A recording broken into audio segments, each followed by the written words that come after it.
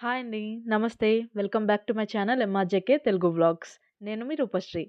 ఈరోజు మనం ఎలాంటి మసాలాలు వాడకుండా ఎవ్వరైనా ఎంతో సులువుగా చేసుకోగలిగే బంగాళదుంపల వేపుడు ఎలా తయారు చేయాలో తెలుసుకుందాం రండి. ముందుగా స్టవ్ మీద కడాయి పెట్టుకొని అందులో 2 టేబుల్ స్పూన్ దాకా నూనె వేసుకోండి. అందులో తాలింపుకి ఆవాలు, జీలకర్ర, ఎండుమిర్చి అలానే కొన్ని ఉల్లిపాయ ముక్కలు వేసి బాగా వేయించుకోండి. ఇవి వేగిన తర్వాత ముందుగా మనం కట్ చేసి పెట్టుకున్న బంగాళదుంప ముక్కల్ని వాటర్‌లో వాష్ చేసేసి ఈ ఉల్లిపాయ ముక్కల్లో వేసి ఒకసారి వేయించేసుకోండి. ఇవి ఇలా బాగా కలిసాక మూత పెట్టేసి మీడియం ఫ్లేమ్‌లో ఒక 5 నిమిషాల దాకా మగ్గనివ్వండి. ఇవి కొద్దిగా వేగాయండి.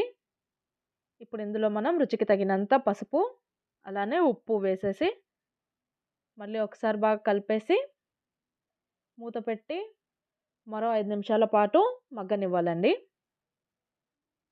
ఇవి మగ్గిపోయాయండి.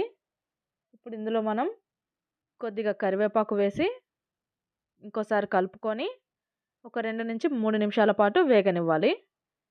అది వేగిన తర్వాత రుచికి తగినంత కారం వేసుకొని ఒకసారి బాగా కలిపేసుకోవాలండి.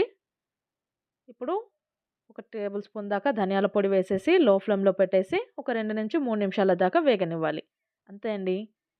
చాలా ఈజీగా చేసుకోగలిగే మన బంగాళదుంప వేపుడు తయారైపోయింది. దీన్ని సర్వ్ చేసుకోవడమే. ఇది పిల్లలు ఎంతో ఇష్టంగా తింటారండి. మీకు కనుక నచ్చినట్లయితే రెసిపీ ట్రై చేయండి. నా వీడియో లైక్ ఇంకా సబ్స్క్రైబ్ చేసుకోండి.